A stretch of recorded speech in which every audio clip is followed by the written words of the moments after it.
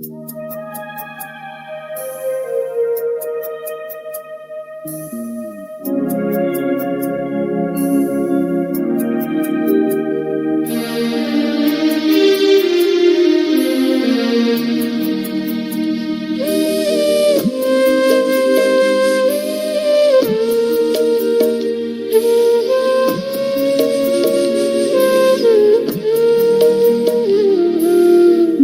से बने हैं प्रभु तुम्हारे, ये जीवन अच्छा लगता है।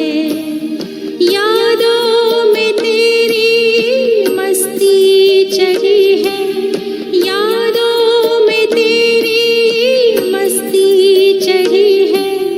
सब कुछ अच्छा लगता है। जब से बने हैं प्रभु तुम्हारे, ये जीवन अच्छा लगता है।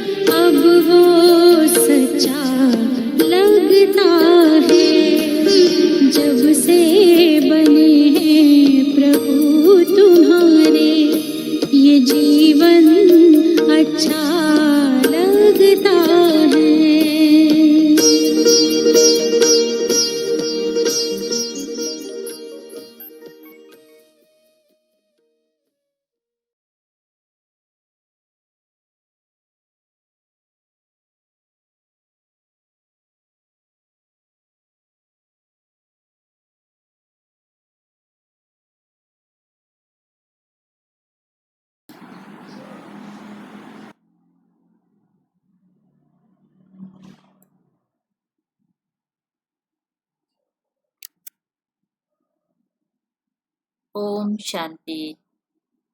आज 12 अगस्त 2020 बाबा की मधुर महावाक्य सुनते हैं। मीठे बच्चे, तुम आसुरी मत पर चलने से दर बदर हो गए, अब ईश्वरीय मत पर चलो तो सुखधाम चले जाएंगे। प्रश्न है, बच्चों को बाप से कौन सी उम्मीद रखनी है, कौन सी नहीं? उत्तर, बाप से यही उम्मीद रखनी है कि हम बाप द्वारा पवित्र बन अपने घर और घाट मतलब राजधानी में जाएं। बाबा कहते हैं, बच्चे मेरे में ये उम्मीद नहीं रखो कि फलाना बीमार है आशीर्वाद मिले। यहाँ कृपा व आशीर्वाद की बात ही नहीं है। मैं तो आया हूँ तुम बच्चों को पतित से पावन बनाने। अब मैं तुमको ऐसे कर्म सिखलाता हूँ जो विकर्म ना बने। ये बाबा हमें कर्म सिखा रहे हैं ना, कैसे हमसे विकर्म ना बने, ताकि बाबा हमें आशीर्वाद करेंगे, कृपा करेंगे कि किसी का बीमार ठीक हो जाए। बहुत ये सब मैं नहीं करता, बाबा हमें ऐसा ज्ञान देते हैं जिससे हम आत्मा पतित से पावन बने। गीत है, आज नहीं तो कल बिखरेंगी ये बादल, ओम शांति। रूहानी बच्चों ने गीत सुना। बच्चे जानते हैं अब घर चलना है।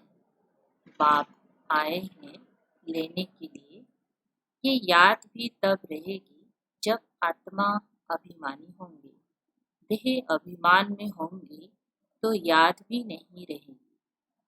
बच्चे जानते हैं बाबा मुसाफिर होकर आया है। तुम भी मुसाफिर होकर आए थे। कहते ना, मुसाफिर एक दिन आया फिर चले जाएंगे। अब अपने घर को भूल गए हो। फिर बाप ने घर याद दिलाया है और रोज रोज समझाते हैं। जब तक सतु प्रधान नहीं बने हो तो चल नहीं सकेंगे। बच्चे समझते हैं बाबा तो ठीक कहते हैं। बाप भी बच्चों को श्रीमत देते हैं तो सपूत बच्चे उस पर चल पड़ते हैं। जो बाबा का श्रीमत है तो जो अच्छे सपूत बच्चे हैं उस पर चल पड़ते हैं। इस समय और तो कोई ऐसा बाप नहीं जो अच्छी मत देवे, इसीलिए दर बदर हो पड़े। बाबा जो हमको श्रीमत देता है ऐसा कोई भी लौकिक पिताएं मत नहीं दे सकते हैं। श्रीमत देने वाला एक ही बाप है। उस मत पर भी कोई बच्चे नहीं चलते। वंडर है, लौकिक बाप की मत पर चल पड़ते हैं। वो है आसुरी मत। ये भी है तो ड्रामा। बाबा ने फिर भी क्या बोलते हैं, श्रीमत पर नहीं चलते, आसुरी मत पर चलते, ये भी ड्रामा है। परंतु बच्चों को समझाते हैं तुमने आसुरी मत पर चल इस गति को पा लिया है। अब ईश्वरीय मत पर चलने से तुम सुख धाम में चले जाएंगे। वे है बेहद का बच्चा, रोज समझाते हैं तो बच्चों को कितना हर्षित होना चाहिए। सबको यहाँ तो नहीं बिठा सकते। घर में रहकर भी याद करना है। अभी पाठ पूरा होने का है। अब वापिस घर चलना है। हमारा नाटक का पाठ अभी पूरा होने जा रहा है। वापिस घर चलना है, इसलिए बाबा हम बच्चों को तैयारी करा रहे हैं कैसे हम वापस घर जा सकते हैं और सुखधाम में फिर कैसे आ सकते हैं। मनुष्य कितने भूले हुए हैं। कहा जाता है ना, ये तो अपना घर घाट ही भूल गए। अब बाप कहते हैं घर को भी याद करो, अपनी राजधानी भी याद करो। अभी पाठ पूरा होने का है। अब वापिस घर चलना है। क्या तुम भूल गए हो? बाबा पूछ रहे हैं, अपना घर भूल गया क्या? तुम बच्चे कह सकते हो बाबा ड्रामा अनुसार हमारा पाठ ही ऐसा है जो हम घर बार को भूल एकदम भटक रहे हैं। अभी तो हमको नॉलेज हो गया ना, हम कैसे घर बार भूल करके दुनिया में भटक रहे हैं। भारतवासी अपने श्रेष्ठ धर्म कर्म को भूलकर देवी कर्म भ्रष्ट हो पड़े हैं। अभी बाप ने सावधानी दी है, तुम्हारा धर्म कर्म तो ये था। हमारा असली धर्म क्या था, कर्म क्या था, बाबा ने अभी हमें याद दिलाया। वहां तुम जो कर्म करते थे वो अकर्म होता था। कहाँ? सतयुग में। कर्म अकर्म विक्रम की गति बाप ने ही तुम्हें समझाई है। सतयुग में कर्म अकर्म हो जाता है। रावण राज्य में कर्म विक्रम होते हैं। अभी बाप आया हुआ है धर्म श्रेष्ठ कर्म श्रेष्ठ बनाने, तो आप श्रीमत पर कर्म श्रेष्ठ करना चाहिए। कोई भ्रष्ट कर्म करके किसी को दुख नहीं देना चाहिए। ईश्वरीय बच्चों का ये काम नहीं है। अपना उल्टी कर्म करके भ्रष्ट कर्म करके किसी को दुख नहीं देना, ये ईश्वरीय बच्चों का काम नहीं है। ईश्वरीय बच्चे को सबको सुख देना है ना। जो डायरेक्शन मिलते हैं उस पर चलना है। देवी गुण धारण करने हैं। भोजन भी शुद्ध लेना है। अगर लाचारी नहीं मिलता तो राय पूछो। कई बार होते हैं ना, बच्चे कहीं ऐसे जगह में जाते हैं बाबा का घर भी नहीं है, तो फिर क्या करे? तो बाबा बोलते उसके लिए भी राय पूछो। बाबा समझते हैं नौकरी आदि में कहाँ थोड़ा खाना भी पड़ता है, जबकि युगबल से तुम राजाई स्थापन करते हो, पति दुनिया को पावन बनाते हो, तो भोजन को शुद्ध बनाना क्या बड़ी बात है? हाँ, लाचारी हालत में कहीं आप खा भी रहे हैं तो बाबा क्या बोलते हैं? इतना बड़ा बड़ा काम तो आप करते हो, दुनिया को पावन बनाते हो, एक राज्य स्थापन करते हो, तो भोजन को आप शुद्ध बना के नहीं खा सकते? नौकरी तो करनी ही है, ऐसे तो नहीं बाप का बने तो सब कुछ छोड़ यहाँ आकर बैठ जाना है। कितनी ढेर बच्चे हैं, इतने सब तो रह नहीं सकते। रहना सबको गृहस्थ व्यवहार में है। ये समझना है मैं आत्मा हूँ, बाबा आया हुआ है, हमको पवित्र बनाकर अपने घर ले जाते हैं, फिर राजधानी में आ जाएंगी। ये तो पराया रावण का छी छी घाट है।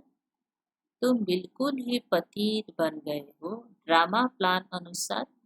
बाप कहते हैं अभी मैं तुमको सुजाग करने आया हूँ, तो श्रीमत पर चलो, जितना चलेंगे उतना श्रेष्ठ बनेंगे। अभी तुम समझते हो हम बाप को जो बाप स्वर्ग का मालिक बनाते हैं उनको भूल गए हैं? एक तो बाबा ने जो स्वर्ग बना रहे हैं और बाबा दोनों ही हम भूल गए हैं। बाबा को भूला मैंने उसने जो स्वर्ग का हमें मालिक बनाया वो भी भूल गया। अब बाबा सुधारने आए तो अच्छी रीति सुधारना चाहिए ना, खुशी में आना चाहिए। बेहद का बाप मिला है, बच्चों से बात ऐसे करते हैं जैसे तुम आत्माएं आपस में करती हो। हम लोग जैसे आपस में बात करते हैं, बाबा भी आकर ऐसे हम बच्चों से बात करते हैं। ये तो वो भी आत्मा परम आत्मा है, उनका भी पाठ है। बाबा भी आत्मा है लेकिन बाबा परम है, सुप्रीम है। तुम आत्माएं पाठधारी हो, ऊंचे ते ऊंच से लेकर नीचे ते नीच का पाठ है। भक्ति मार्ग में मनुष्य गाते हैं, ईश्वर भी सब कुछ करते हैं। बाप कहते हैं मेरा ऐसा पाठ थोड़ी ही है जो बीमार को अच्छा कर दूं। हमारा पाठ है रास्ता बताना कि तुम पवित्र कैसे बनो। अगर बीमार को अच्छा कर फिर हॉस्पिटल में जाने की तो जरूरत ही नहीं होना था, है ना? सबको बाबा ही अच्छा कर देता। तो बाबा का तो काम ही है सभी मनुष्य आत्माओं को पवित्र बनने का रास्ता बताना। कैसे हम पवित्र बने? पवित्र बनने से ही तुम घर में भी जा सकेंगे, राजधानी में भी जा सकेंगी। और कोई उम्मीद मत रखो, छोटी छोटी उम्मीदें नहीं रखना। बीमार हुआ तो हॉस्पिटल जाना है ना? फलाना बीमार है, आशीर्वाद मिले नहीं, आशीर्वाद कृपा आदि की बात मेरे पास कुछ भी नहीं। उसके लिए साधु संत आदि के पास जाओ। कृपा आशीर्वाद लेना है तो साधु संतों के पास जाओ। बाबा ने क्या बोल रहा है? तुम हमको बुलाते ही हो कि हे पतित पावन आओ, आकर हमको पावन बनाओ, पावन दुनिया में ले चलो।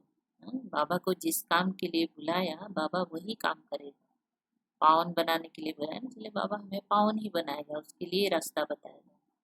तो बाप पूछते हैं मैं तुमको विषय सागर से निकाल पार ले जाता हूँ, फिर तुम विषय सागर में क्यों फंस जाते हो? भक्ति मार्ग में तुम्हारा ये हाल हुआ है। ज्ञान भक्ति तुम्हारे लिए है। सन्यासी लोग भी कहते हैं ज्ञान भक्ति और वैराग, परंतु उनका अर्थ वो नहीं समझते। अब तुम्हारी बुद्धि में है ज्ञान, भक्ति बाद में वैराग है। तो बेहद का वैराग सिखलाने वाला चाहिए। बाप ने समझाया था ये कब्रिस्तान है, इनके बाद क्या बनेगा? परिस्थान बनना। वहाँ हर कर्म अकर्म होता है। अभी बाबा तुमको ऐसे कर्म सिखलाते हैं जो कोई भी विकर्म ना बने, किसी को भी दुख ना दो, पतित का अन्न मत खाओ, विकार में मत जाओ। पतित का हाथ से खाना भी नहीं है, विकार में भी नहीं जाओ। अबलाओं पर अत्याचार ही इस पर होते हैं। देखते रहते हो माया की विघ्न कैसे पड़ते हैं। ये है सब गुप्त। कहते हैं देवताओं और असुरों की युद्ध लगी, फिर कहते हैं पांडव और कौरवों की युद्ध लगी। अब लड़ाई तो एक ही है। बाप समझाते हैं, मैं तुमको राजयोग सिखला रहा हूँ। भविष्य 21 जन्मों के लिए यह मृत्यु लोक है। मनुष्य सत्यनारायण की कथा सुनते आए हैं, फायदा कुछ नहीं। अभी तुम सच्ची गीता सुनाते हो, रामायण भी तुम सच्ची सुनाते हो। एक राम सीता की बात नहीं थी। इस समय तो सारी दुनिया लंका है, चारों ओर पानी है ना। यह है बेहद की लंका जिसमें रावण का राज्य है। एक बाप है ब्राइड ग्रूम, बाकी सब है ब्राइड। तुमको अब रावण राज्य से बाप छुड़ाते हैं। ये है शोक वाटिका। सिर्फ एक सीता ही शोक वाटिका में नहीं थे, आज सभी आत्मा रूपी सीता शोक वाटिका में। तो एक राम बाप आके हमें उस शोक वाटिका से छुड़ाते हैं। सतयुग को कहा जाता है अशोक वाटिका। वहाँ कोई शोक होता नहीं। इस समय तो शोक ही शोक है, सभी दुखी दुखी है। अशोक एक भी नहीं रहता। नाम तो रख देते हैं अशोका होटल। कलयुग की दुनिया में भले कहाँ से अशोका होटल आएगा, लेकिन ऐसे नाम रख देते हैं। बाप कहते हैं सारी दुनिया इस समय बेहद की होटल ही समझो, शोक की होटल।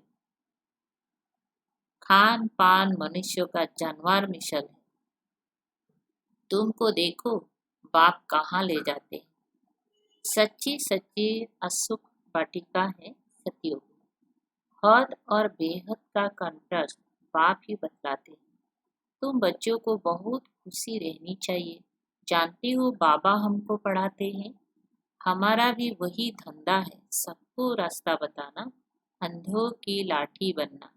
चित्र भी तुम्हारे पास है, जैसे स्कूल में चित्र पर समझाते हैं ये फलाना देश है। तुम तो फिर समझाते हो तुम आत्मा हो, शरीर नहीं हो। आत्माएं भाई भाई है, कितनी सहज बात सुनाते हो। कहते भी हैं हम सब भाई भाई हैं। बाप कहते हैं तुम सभी आत्माएं भाई भाई हो ना। गॉड फादर कहते हो ना, तो कभी भी आपस में लड़ना झगड़ना नहीं चाहिए। अपने को भाई भाई कहते हैं, फिर आपस में क्या करते हैं, तो लड़ाई करते हैं। वहाँ पे ऐसे तो आपस में नहीं लड़ना चाहिए ना। शरीरधारी बनते हैं तो फिर भाई बहन हो जाते हैं। हम शिव बाबा के बच्चे सब भाई भाई, प्रजापिता ब्रह्मा के बच्चे भाई बहन हैं। हमको वर्षा दादी से लेना है, इसीलिए दादी को ही याद करते हैं। हमारे दादी कौन है? शिव बाबा। उसका याद से हमको वर्षा प्राप्ति होगा। इस बच्चे ने ब्रह्मा को भी हमने अपना बनाया है, अथवा इनमें प्रवेश किया है। इन सब बातों को तुम अभी समझते हो। बाप कहते हैं बच्चे, अब नया देवी प्रवृत्ति मार्ग स्थापन हो रहा है। तुम सभी बीके शिव बाबा की मत पर चलते हो, ब्रह्मा भी उनकी मत पर चलते हैं। बाप कहते हैं अपने को आत्मा समझ बाप को याद करो और सर्व संबंधों को हल्का करते जाओ। 8 घंटा याद रखनी है, बाकी 16 घंटे में आराम व धंधा आदि जो करना है सो करो। बाबा ने टाइम टेबल सेट कर रहा है, 8 घंटा बाबा की याद करो, तो बाकी 16 घंटा धंधा करो, आराम करो। मैं बाबा का बच्चा हूँ ये नहीं भूलो। ऐसे भी नहीं यहाँ आकर हॉस्टल में रहना है, नहीं।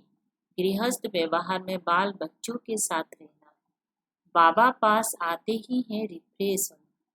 मथुरा वृंदावन में जाते हैं, मधुबन का दीदार करना। छोटा मॉडल रूप में बना रखा है। अब तो ये बेहद की बात समझने की है। शिव बाबा ब्रह्मा द्वारा नई सृष्टि रच रहे हैं। हम प्रजापिता ब्रह्मा की संतान बीके हैं। विकार की बात हो ना सके। सन्यासियों के शिष्य बनते हैं। अगर वो सन्यासी कपड़ा पहन लेवे तो नाम बदली हो जाता है। यहाँ भी तुम बाबा के बन गए तो नाम रखे ना बाबा ने। कितनी भट्टी में रहे थे शुरू शुरू में।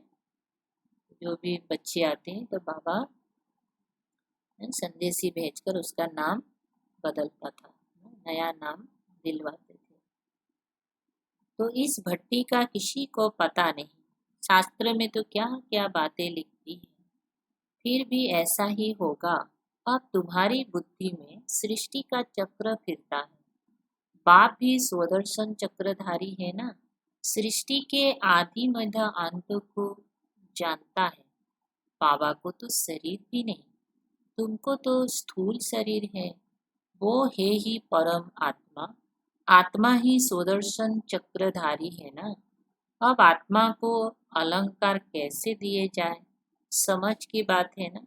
ये कितनी महीन बातें। बाप कहते हैं वास्तव में मैं हूँ स्वदर्शन चक्रधारी।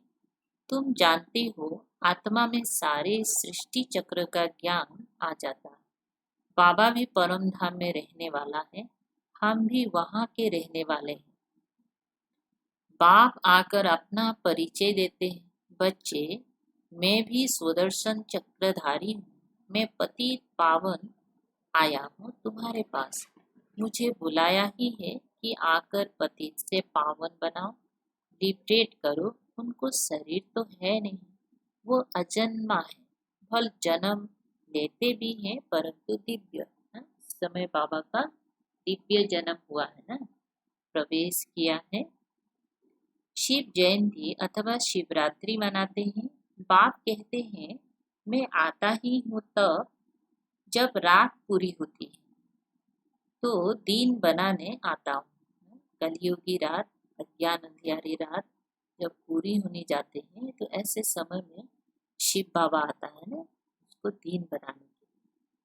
तो शिव बाबा ब्रह्मा तन में अवतरित होते हैं, जिसको लोग कहते हैं ना कि शिव का जन्म हुआ था। उनका जन्म दिव्य हुआ, हमारे जैसा नहीं। दिन में 21 जन्म, फिर रात में 63 जन्म। सतयुग त्रेता दिन, उसमें 21 जन्म होता है। फिर रात, द्वापर और कलयुग में 63 जन्म। आत्मा ही भिन्न भिन्न जन्म लेती है। अब दिन से रात में आई है, फिर दिन में जाना है। स्वदर्शन चक्रधारी भी तुमको बनाया है। इस समय मेरा पाठ है। इस समय बाबा हम बच्चों को सुदर्शन चक्रधारी बना रहे हैं ना। इस समय बाबा का पाठ है बच्चों के साथ। तुमको भी सुदर्शन चक्रधारी बनाता हूँ। तुम फिर औरों को बनाओ। 84 जन्म कैसे लिए हैं, वो 84 जन्मों का चक्र तो समझा लिया है। आगे तुमको ये ज्ञान था क्या? बिल्कुल नहीं, अज्ञानी थे। बाबा मूल बात समझाते हैं कि बाबा है सुदर्शन चक्रधारी। उनको ज्ञान का सागर कहा जाता।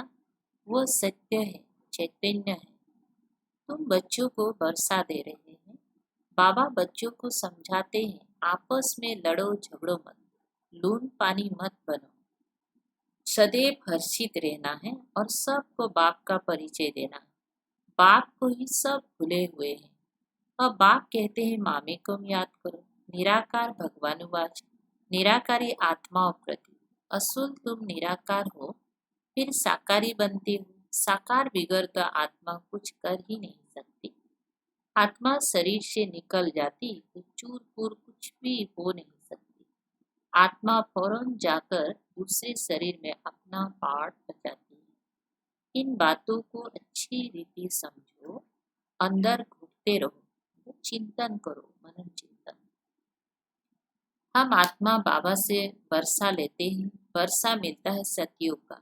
जरूर बाप ने ही भारत को बरसा दिया होगा, कब बरसा दिया, फिर क्या हुआ, ये मनुष्य को कुछ भी पता नहीं है। अभी बाप सब बताते हैं। तुम बच्चों को ही सुदर्शन चक्रधारी बनाया है, फिर तुमने 84 जन्म भोगे, अब फिर मैं आया हूँ। कितना सहज समझाते रहते हैं। बाप को याद करो और मीठे बनो। एम ऑब्जेक्ट सामने खड़ी है। क्या है एम ऑब्जेक्ट? लक्ष्मी नारायण। बाप वकीलों का वकील है, सब झगड़ों से छुड़ा देते हैं। तुम बच्चों को आंतरिक खुशी बहुत होनी चाहिए। हम बाबा के बच्चे बने हैं, बाप ने हमको एडॉप्ट किया है। बरसा देने, यहाँ तुम आते ही हो बरसा लेने। बाबा कहते हैं बाल बच्चे आदि देखते हुए बुद्धि बाप और राजधानी की तरफ रहे। पढ़ाई कितनी सहज है। बाप जो तुमको विश्व का मालिक बनाते हैं, उनको तुम भूल जाते हो। पहले अपने को आत्मा जरूर समझो। क्यों बोलते? क्योंकि कोई बार होता है ना, आत्मा ही नहीं समझते, डायरेक्ट बाबा को याद करते, इसलिए भूल जाते हैं। तो बाबा तरीका क्या बोलते? पहले अपने को आत्मा समझो। ये बात बाबा को याद करो कि ज्ञान बाप संगम युग संगम पर ही देते हैं, क्योंकि संगम पर ही तुमको पतित से पावन होना है। अच्छा, मीठे मीठे रूहानी ब्रह्मा मुख बंसावली ब्राह्मण कुल भूषण, ये देवताओं से भी ऊंच कुल है। तुम भारत की बहुत ऊंच सेवा करते हो, अभी फिर तुम पूज्य बन जाएंगे। अब पुजारी को पूज्य कोड़ी से हीरे जैसा बना रहे। ऐसे रूहानी बच्चों प्रति माता पिता बाप दादा का याद प्यार और गुड मॉर्निंग। रूहानी बाप के रूहानी बच्चों को नमस्ते। हम रूहानी बच्चों की रूहानी बाप दादा को याद प्यार गुड मॉर्निंग और नमस्ते नमस्ते। धारणा के लिए मुख्य सार है। 1 नंबर, श्रीमत पर अब हर कर्म श्रेष्ठ करना है, किसी को भी दुख नहीं देना है। देवी गुण धारण करने हैं, बाप के डायरेक्शन पर ही चलना है। 2, सदैव हर्षित रहने के लिए स्वदर्शन चक्रधारी बनना है। कभी लून पानी नहीं होना है, सबको बाप का परिचय देना है। बहुत बहुत मीठा बनना है। वरदान, सदा सुखों के सागर में लवलीन रहने वाले अंतर्मुखी भव। कहा जाता है अंतर्मुखी सदा सुखी। जो बच्चे सदा अंतर्मुखी भव का वरदान प्राप्त कर लेते हैं, वो बाप समान सदा सुख के सागर में लवलीन रहते हैं। सुखदाता के बच्चे स्वयं भी सुखदाता बन जाते हैं।